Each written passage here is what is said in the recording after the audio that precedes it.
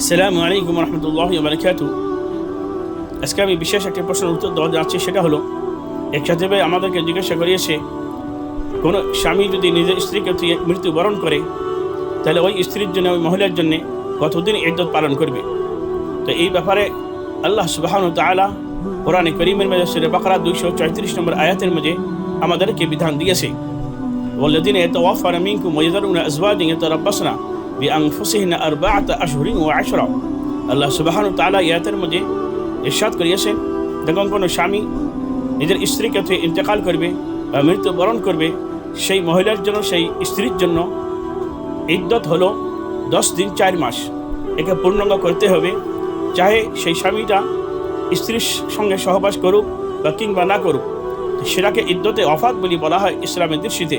আর ইদ্দতে ওয়াফাতের যেটা দিন ধার্য করে দিয়েছে আল্লাহ সুবহানাহু ওয়া তাআলা, সেটা হলো 10 দিন 4 মাস পূর্ণাঙ্গ করতে লাগবে। এরপরে মহিলা যদি ইচ্ছা করে অন্য জায়গায় বিয়ের মধ্যে আবদ্ধ হইয়া সংসার করে খেতে পারবে, কিন্তু তার আগে কোনো সুরতে জায়েজ হবে না। প্রিয় দর্শক, এখন আমাদের সমাজের মধ্যে এরকম কেস বহুত আসতেছে, যখন কোনো স্ত্রী নিজের স্বামীর সাথে বনতা না থাকে বা সংসার ভাঙিয়ে যায়, বিবাহ বিচ্ছেদ হয়ে যায়, তো বিচ্ছেদ হওয়ার লগে লগে দেখা যায় ইদ্দত পালন করে না। এই ব্যাপারে অবহেলতা আমাদের সমাজের বহুত চলছে। এটা আল্লাহ তাআলার বিধান দিয়েছে, ইদ্দত পালন করে অনিবার্য, আবশ্যক করে দিয়েছে। কিন্তু দেখা যায় আমরা মাই মুরব্বীরাও এই ব্যাপারে খেয়াল করি না। ইদ্দত সারা অন্য জায়গায় বিয়ের জন্য প্রস্তাব দিয়ে বিয়ে বসে সংসার করে খাচ্ছে, এরকম বহুত মহিলা পাওয়া যাচ্ছে। এটা কিয়ামত পর্যন্ত আল্লাহ তাআলা হারাম করে দিয়েছে। এটা শরীয়তের বিধানের উল্টা হবে। গতিকে আমরা শরীয়তকে নিয়ে চলি, তাতে কোনোদিনও কোনো মানুষে বাধা দিবে না। কেউ যদি নিজের ধর্ম নিয়ে চলতে চায়, কোনোদিনও পৃথিবীর কোনো মানুষে তোমাকে বাধা দিবে না। এই জন্য যারা তালাকশুদা মেয়ে হবে, যে স্বামী জিন্দা আছে, জিন্দা থাকা অবস্থায় তালাক দিয়ে দেয়, সেই মহিলার ইদ্দত আলাদা। আর যখন স্বামী ইন্তেকাল করে, সেই মহিলার ইদ্দত আলাদা। তালাকশুদা মহিলা স্বামী জিন্দা থাকা অবস্থায় যদি কোনো মহিলাকে তালাক দেয় সহবাস করার পরে, তার ইদ্দতের যে সীমা বা দিন দিয়েছে আল্লাহ সুবহানাহু ওয়া তাআলা, সেটা হলো 3টি মাসে পূর্ণাঙ্গ করতে লাগবে।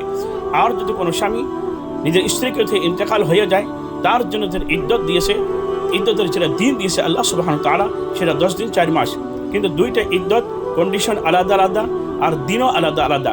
কিন্তু দেখা যায় আমরা সবগুলো একই ইদ্দত পালন করি 3টি মাসিক, বরং সে ইদ্দতে ওয়াফাতের দিন আলাদা, আর ইদ্দতে তালাকশুদা মহিলার আলাদা।